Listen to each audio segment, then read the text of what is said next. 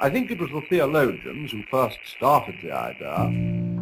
Empezamos este tercer libro con las tres partes de la moral. Para C.S. Lewis, la moral tiene tres dimensiones, que es la dimensión externa, cómo nosotros nos relacionamos con las demás personas, la dimensión interna, cómo nosotros armonizamos el yo, cómo organizamos nuestro propio ser, y la dimensión trascendente, que es la que nos dota de propósito, la que nos da esa razón de ser. Además, algo interesante que trae Lewis en este acápite es que él entiende que el hombre es más importante que el Estado, que el gobierno. ¿Por qué? Porque desde la perspectiva cristiana el hombre es eterno, no tiene un fin luego de ser creado. Es decir, que una vez Dios nos crea, nosotros somos infinitos, no tenemos fin. Mientras que el Estado sí tiene un fin, porque hemos visto muchos países, muchos gobiernos, muchos estados fracasar y con la necesidad de cambiar. Además dice que es el Estado que debe velar por la integridad y el bien del hombre, no el hombre que tiene que velar por la integridad del Estado, o por lo menos no como de manera prioritaria. Y trae también ese aspecto aquí en este acápite. Las virtudes cardinales. Para Lewis, las virtudes cardinales son estas virtudes que son aceptadas por toda la humanidad, o por casi todas. Personalmente a mí no me gusta usar absolutos en ciertos aspectos. Sin embargo, que son aceptados por la mayoría de la humanidad civilizada. Aquí hace le pone apellido a toda la humanidad, entonces ya no sería toda, porque no toda es civilizada. Bueno, mi punto es que viene con estas virtudes cardinales, que son las siguientes. La prudencia, pensar en lo que se hace o se hará, de tal modo que se considere la acción y los efectos que esto va a provocar. Templanza, es saber evitar los excesos, tener un equilibrio entre lo que se desea y lo que se consume, lo que se logra, lo que se obtiene. Justicia, imparcialidad, honestidad, flexibilidad y sinceridad en todos los aspectos de la vida. Fortaleza, es la capacidad de soportar las dificultades y mantener el carácter. Para Lewis, estas virtudes entrelazadas entre sí hacen que sean efectivas, pero estas no engloban todas las virtudes del cristianismo, porque más adelante veremos cómo él agrega otras virtudes a estas cuatro cardinales que realmente le agregan una dimensión extra y podemos decir que son un aporte directo del pensamiento cristiano. Moral social. Aquí Lewis vuelve a traer el mismo tema que teníamos al inicio del libro, de la ley de la naturaleza humana, y hace una reflexión honesta y dice: para mí la moral social no es una introducción del cristianismo, sino que es sentido común. Y también cierra este acápite con la regla de oro que Jesús dio en el Sermón del Monte, diciendo: trata a los demás como quieres que te traten a ti. Entonces entiende que esa es una virtud que también se debe desarrollar y que se lleva muy adelante en el cristianismo. Sin embargo, no es una introducción del cristianismo a la sociedad, la moral social. Moral social y psicoanálisis. Aquí Lewis nos hace reflexionar un poquito, haciendo una crítica a la psicología o al psicoanálisis más específico, diciendo que aunque a través del psicoanálisis se puede ayudar a una persona a reinterpretar un hecho, de quizás estar viéndolo de una manera negativa a verlo de una manera positiva o viceversa, o de una manera más neutra, no se puede modular a través del psicoanálisis la reacción de esa persona ante ese evento. Aunque sí se puede interpretar de una manera diferente, la reacción que esa persona tiene ante ese estímulo no cambia a través del psicoanálisis, porque entiende que es un aspecto un poquito más trascendente, que va más allá de lo que se puede modular. Y aquí trae una frase que me gusta bastante, que dice que nosotros comprendemos nuestros sueños en el momento en que estamos despiertos, no en el momento en que estamos dormidos. Y aquí lo ata directamente con el cristianismo y nos dice: cuando somos cristianos, cuando hemos conocido la luz, entonces estamos despiertos y podemos entender todo lo que pasaba cuando estábamos dormidos, cuando estábamos en el sueño. Sin embargo, mientras estábamos dormidos no entendíamos por completo el sueño, pensábamos que esta era la realidad donde estábamos viviendo. Sin embargo, una vez despertamos, lo podemos entender. Y así él cierra este acápite de la moral y el psicoanálisis, hace una alusión directa a Sigmund Freud, que fue un gran psicoanalista. Creo que fue el que introdujo el término en aquellos tiempos, y realmente quiero leer algo de él más adelante, pero no es el tema. Pasemos al siguiente capítulo. Moral sexual. Bien, vamos a pisar el freno aquí, porque lo primero que Lewis dice aquí es: no se hagan la idea tabú. Para el cristianismo, el sexo es muy bueno, tal cual, pero no es el centro de la vida como muchas otras personas lo tienen allá arriba. No, el sexo es importante, es necesario, al igual que el dinero, pero nuestras vidas no puede estar, no puedes girar en torno al deseo sexual. Entonces, en cuanto a la moral sexual, Lewis nos trae bastantes apuntes interesantes. Entre ellos, podemos entender que el cristianismo valora la sexualidad como un elemento biológico, algo que Dios nos dio, un regalo, por lo tanto no lo podemos satanizar, no deberíamos tampoco hacerlo, sino que deberíamos entenderlo en su justa dimensión. Aquí él también reflexiona en lo que su época era un problema, que era la lujuria, hacía alusión a las revistas, por ejemplo, de modelaje. Sin embargo, ahora estamos en una sociedad mucho más avanzada, mucho más problemática, donde el consumo de contenido adulto es más problemático y provoca muchos problemas sociales.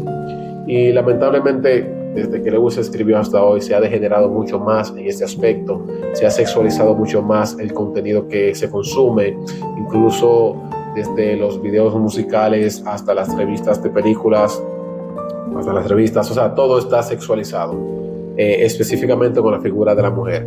Y nosotros como cristianos debemos reivindicar lo que nosotros entendemos como sexualidad. El matrimonio cristiano. Rescatando el tema de la sexualidad, Lewis dice, ¿qué creemos los cristianos como matrimonio? Entendemos que el matrimonio no se reduce simplemente al acto sexual, sino que es un compromiso que va mucho más allá, incluso de las emociones y los sentimientos. Porque sí, todos estamos enamorados al iniciar, pero está demostrado científicamente que el enamoramiento es una etapa en las relaciones y que si no se reactiva, si no se hacen ciertas prácticas para sentirse enamorado nuevamente, entonces ese efecto va a pasar. Por lo tanto, para el cristiano, la relación matrimonial no depende del enamoramiento, depende de un compromiso sacro que uno hace entre uno, la persona, y Dios como testigo principal. Es una institución divina que debe tratar de ser honrada. Así que te aconsejo que tomes la decisión correcta y que evalúes bien a esa personita para evitar problemas más adelante. Aquí Lewis trae también otro elemento apologético bastante interesante y es el siguiente.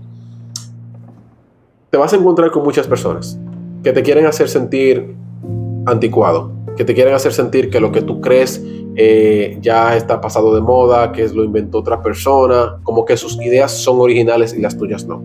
Es totalmente falso. Nadie construye y codifica lenguaje por sí solo. El conocimiento es heredado, las ideas son heredadas y se ha construido a través de la historia de muchas personas que han pasado y han dejado algunas cositas.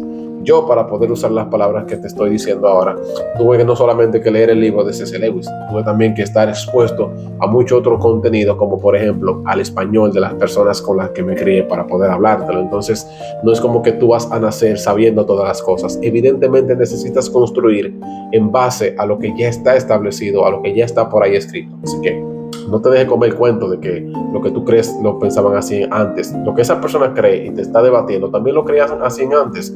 Ninguno de los dos es nuevo, simplemente lo estamos experimentando en una distinta etapa de nuestras vidas. Así que no te dejes comer cuento con esa historia de que no es nuevo, lo tuyo tampoco lo es. El perdón. Aquí es donde el cristianismo sale a relucir y a brillar por sus diferencias con otras religiones y otras creencias. En el cristianismo, el perdón es una virtud, es un regalo que se debe dar a pesar de que la otra persona no lo conozca, no lo merezca. ¿Por qué? Porque nosotros tampoco lo merecíamos y Dios nos lo dio. El perdón debe ser una práctica frecuente y Él nos dice, pues tú tienes que ejercitar el perdón. Empieza perdonando cosas sencillas de manera que cuando te enfrentes a grandes retos también puedas perdonar. Y algo muy importante es que Él nos dice, que tú perdones a una persona no quiere decir que tú comulgues con ellas, porque al final de todo la Biblia nos dice, ame a tu enemigo, perdona a tu enemigo, pero no dice, haz que deje de ser tu enemigo, es decir, tu contrario, que piense distinto a ti. No se trata de cambiar a las personas con nuestro perdón, se trata de hacerles entender que aunque ustedes no compartan una idea, no tengan la misma opinión o tengan una diferencia, tú lo amas y tú le deseas el bien, le deseas lo mejor. ¿Y por qué no? Por ejemplo, si yo estuviera discutiendo con un ateo, yo lo amara muchísimo y le desearía lo mejor. Y lo mejor es Cristo, lo mejor es ser cristiano. Entonces yo quisiera lo mejor para esa persona y así debo actuar con él. Así que si tú eres de lo que anda ofendiendo por ahí a otros porque creen diferente, esa no es la manera en la que tú debes predicar el cristianismo. Recuerda que este libro y este video tratará de enseñarte a ti qué es el cristianismo, qué creen los cristianos, para que cuando te pregunten o tú mismo te estés cuestionando qué es, tengas por lo menos algo que decir, que no necesariamente tengas que buscarlo en la Biblia, sino que lo hayas leído en otra fuente que sea un poco más digerible, si estás leyendo La Reina Valera 1960. El gran pecado. Bueno, aquí vuelvo y trae el tema, ¿cuál es el gran pecado para el cristiano? ¿Cuál es el problema al que Jesús vino a dar solución? ¿Cuál es el problema al que Dios necesitaba restaurarnos, por el que Él necesitó venir aquí? Es lo que nuestro orgullo rompió, nuestra relación con Dios, porque nosotros queríamos ser igual que Dios, nosotros queríamos ser la ley, la regla moral, quien dictamina todo, quien controla. Entonces ese es el gran cristiano, lo vemos desde Adán y Eva, y cada una de las personas que nos muestra la Biblia que falla una y otra vez es porque se enorgullecen. Cada uno de los reyes que actuó inconforme a la voluntad de Dios fue por orgullo. Cada vez que un grande de la fe como Abraham, como Moisés, como David fallaron, es porque fueron orgullosos. Y hoy nosotros fallamos porque somos orgullosos. Ese es el gran pecado. El hecho de nosotros creer que merecemos las cosas, que debe ser como nosotros queremos, porque si no nos sirve, no vale, no importa. Ese es el gran pecado. Y para el cristiano tiene que tener eso claro. ¿Qué es el pecado para ti? Es simplemente fallar al estándar de Dios con nuestro orgullo. Y pasamos al siguiente capítulo. La caridad. Otro de los elementos donde brilla el cristianismo por su diferencia con las demás religiones o sistemas de creencias. La caridad y el perdón para C.S. Lewis van atados de la mano, son lo mismo prácticamente, o no lo mismo, sino que el perdón es parte de la caridad. El perdón es una caridad en sí mismo. ¿Por qué? Porque la caridad se entiende como lo que se da a alguien que necesita, a alguien que le hace falta. Por lo tanto, darle el perdón a alguien es darle lo que necesita y lo que le hace falta. Y la caridad, como un elemento cristiano, se define de la siguiente manera: tratar a las demás personas, amar a las demás personas, así mismo como nos amamos a nosotros. Y ahí te diría Jesús, eso resume toda la ley y los profetas: amarás a Dios sobre todas las cosas y a tu prójimo como a ti mismo. Eso es la caridad, eso está en el cristianismo. Y te aseguro a ti que si lo buscas en otros sistemas de creencia, muy difícil lo vayas a encontrar, por lo menos de esta manera, y puedes ir reduciendo la enorme cantidad de religiones y sistemas de creencias. La caridad. La esperanza. Esta es otra de las virtudes teologales, de esas virtudes que hacen distar al cristianismo de cualquier otra religión. Y aquí él puntualiza algo muy importante y quiero que te lo grabes, es otro aspecto apologético. Es que se suele decir que los cristianos simplemente buscan una manera de tener una esperanza contra la muerte o por la incertidumbre o un escape a la realidad. Todo lo contrario, nuestra esperanza es lo que nos permite aferrarnos de la realidad de una manera distinta, de una manera más genuina, de una manera más auténtica, de una manera más intencional. El pensar en la eternidad, el pensar en el más allá, más que preocupar al cristiano, debe motivarlo a vivir la vida con plenitud, a vivir la vida con excelencia, a vivir su vida al máximo, porque tiene que entender: óyeme, yo soy eterno y aquí solamente voy a durar 30, 40, 50, 60 años. Tengo que dar lo mejor de mí aquí ahora, porque no puedo hacerlo en otro lugar, porque es una oportunidad que tengo el estar aquí y tengo una compañía, tengo un apoyo, tengo un grupo de creyentes que también están conmigo. Entonces debo ser mi mejor versión, debo dar lo mejor de mí para los demás, así como lo hizo Dios, que se entregó a través de Jesucristo. Entonces nuestra esperanza en que hay vida después de la muerte terrenal no debe ser vista como un escape a la realidad o como una esperanza al temor ineludible de la muerte. No, como quiera vamos a morir. Imagínate que no existiera nada más, ya morimos, no importa nada. Pero como entendemos y creemos que hay algo más, entonces tenemos que vivir esta vida al máximo, disfrutándola como Dios nos mandó a disfrutarla y siendo excelentes en lo que sea que estamos haciendo. Entonces la esperanza del cristiano no se vive de una manera necia, no se vive de una manera desordenada, sino que se vive de una manera real, una experiencia que comprende el todo de la vida, una persona que está presente en el lugar que está, que no está pensando en todos los afanes del mundo, sino en el momento en que está, el que está viviendo, porque Dios lo permitió vivir así. Esa es nuestra esperanza, que Cristo murió por nosotros y restauró nuestra relación con Dios y vamos a tener un encuentro, pero a lo que ese encuentro llega, como ya lo tenemos, como estamos plenos, como estamos completos, debemos vivir al máximo, porque no nos falta nada si ya tenemos todo aquí. y esa es nuestra esperanza. Y ahora vamos a la fe. La fe es otra virtud. Para Lewis es un don de Dios, o sea, no para Lewis, la Biblia dice que es un don de Dios, y como es un don de Dios, él entiende que es una virtud que se cultiva con nuestro carácter. Es el acto de aferrarse a lo que se cree, porque lo que se cree define nuestro carácter, define nuestra persona. No es simplemente una creencia vana, como, bueno, yo creo que esta silla me puede soportar y me voy a sentar en ella y listo. No, sino que modela nuestro comportamiento y nuestra manera de ver el mundo. Esa es nuestra fe.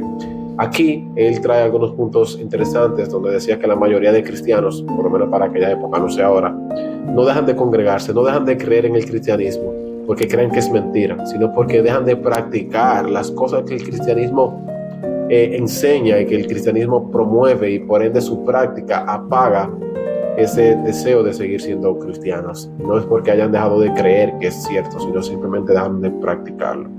Entonces, para él, la verdadera devoción cristiana empieza cuando el ser humano comprende que la vida de fe no se trata de un examen en el que tú vas a ser juzgado y en el que vas a tener una calificación. Eso no es el cristianismo. El cristianismo no es creer que tú vas a fallar. No. El cristianismo es que entender que nada de lo que tú hagas va a sorprender a Dios, porque ya Dios lo sabe todo y aún así te ha escogido, te ha alabado y quiere que tú vivas plenamente y que lo obedezcas y que disfrutes de todas sus bendiciones. Eso es el cristianismo. No entender que hay alguien por ahí con un palo persiguiéndote para darte cuando falles. No, eso no es el cristianismo. El que ande por ahí condenando a las personas no entiende lo que es el cristianismo. Dios se va a encargar de eso. Él tiene el Espíritu Santo para esa parte. A ti lo que te toca es vivir a plenitud lo que Él te ha dado.